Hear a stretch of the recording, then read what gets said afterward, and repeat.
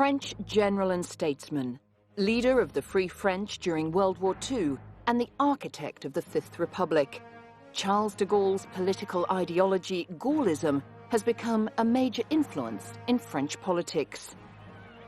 De Gaulle grew up in Paris, the son of a teacher, but chose a military career and served with distinction in World War I.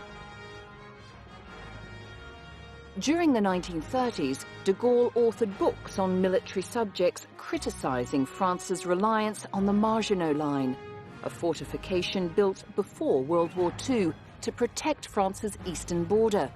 His advice was ignored, and in June 1940, German forces easily overran France.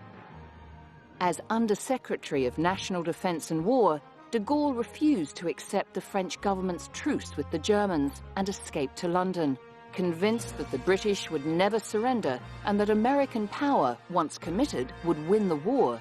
He announced the formation of a French government in exile and became leader of the Free French.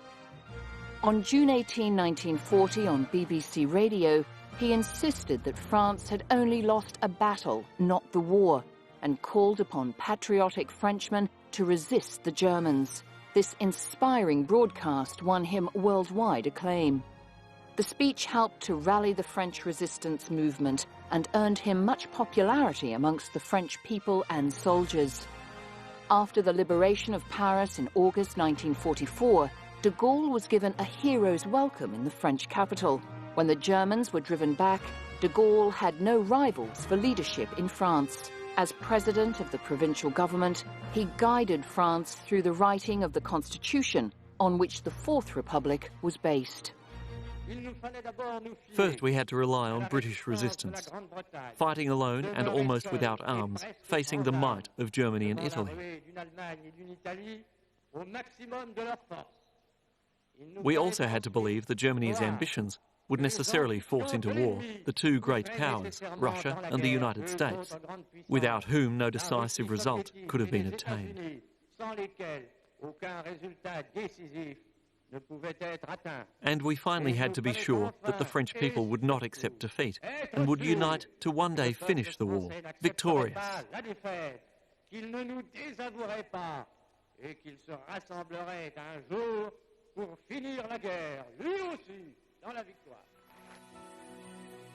At the liberation of France following Operation Overlord, de Gaulle quickly established the authority of the Free French forces in France, avoiding an Allied military government for occupied territories. August 25, 1944, crowds of French people line the Champs-Élysées as Free French troops pass before the Arc de Triomphe. Le Québec.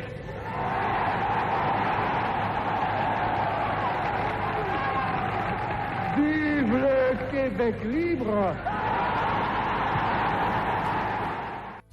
Long live Free Quebec, long live French Canada. The controversial phrase delivered by de Gaulle in Montreal on July 24, 1967. A media and diplomatic uproar ensued after the address, which resulted in de Gaulle cutting his visit to Canada short. When de Gaulle's desires for a strong presidency were ignored, he resigned. An attempt to transform the political scene with a new party failed, and in 1953 he withdrew into retirement. In 1958, a revolt in French-held Algeria, combined with serious instability within France, destroyed the Fourth Republic. De Gaulle returned to lead France once more.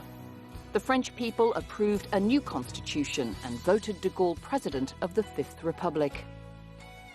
The phoenix-like survival of this amazing statesman, Charles de Gaulle, has seen him dubbed a true revolutionary and perhaps the savior of France.